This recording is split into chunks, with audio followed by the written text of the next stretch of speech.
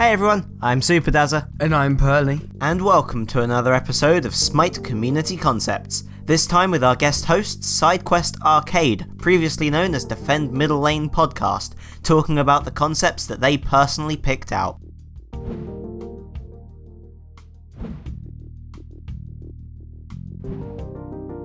The first concept is inspired by one of the four horsemen of the apocalypse, specifically war.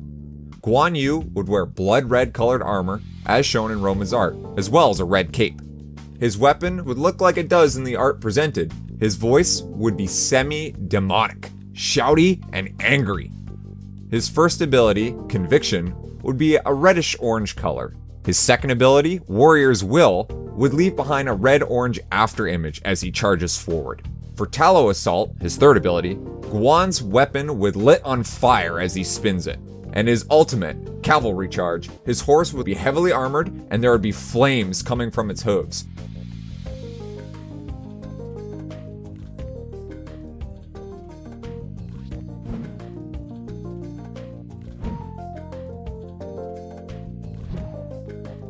Alright, Amaterasu would be wearing a red button-up shirt, black pants, and regular black loafers.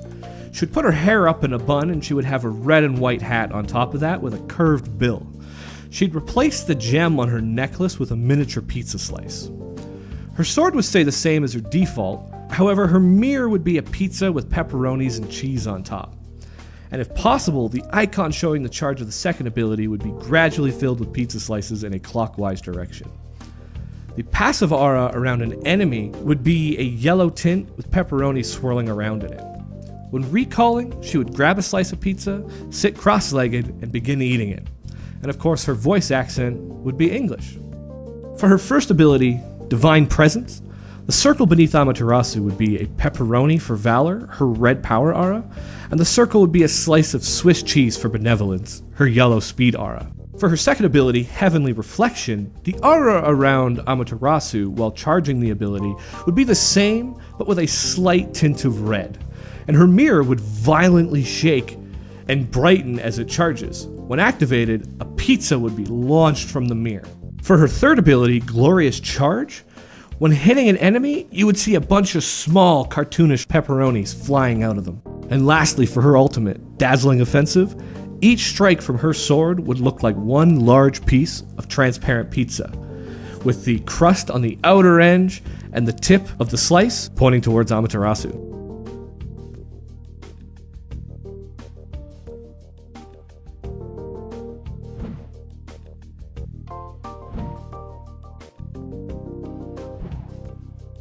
Alright lads, here we go. Ape Man Sylvanus. I'm very excited. For this concept, Grover would be a gorilla, and Sylvanus would be a baby gorilla on his back. His basic attacks would be him throwing rocks, and his voice would be Tarzan-like, potentially talking about protecting his teammates as if they were young, healthy bonobos. For my man's first ability, Verdant Growth, Sylvanus would throw out a banana that gets lodged into the ground. If it doesn't hit an enemy, the banana would peel over time, and the green aura that it gives off will be replaced with a yellowish one. For Wisps, his second ability, he would send out wisps that look like gorillas. For Nature's Grasp, his third ability, Grover would extend his arm and grip onto the enemy with his large gorilla hand. And for his ultimate, Wrath of Terra, Grover would pound the ground to create an earthquake, moving some of the ground upwards.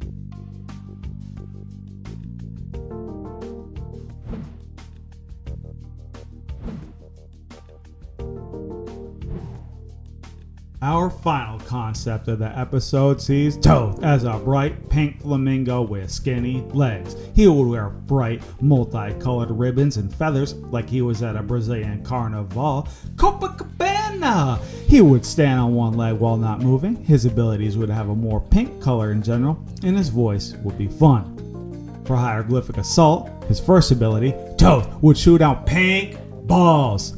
The hieroglyphs would be replaced by tropical symbols, one palm tree, one pineapple, and one cocktail to send it, you know what I'm saying? Cocktails, boys. For his second ability, Evade and Punish, the projectile after the dash will be pink with confetti. For Glyph of Pain, his third ability, the wall would be pink with the same tropical symbols on it as in his first ability.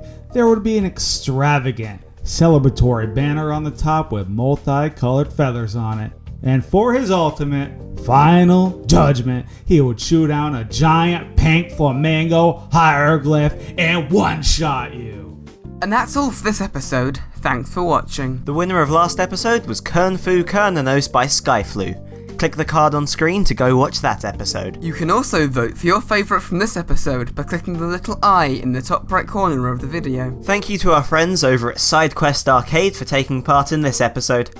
Check them out by clicking the annotation on screen or going into the description. See you next episode, everyone. Take care. Bye bye.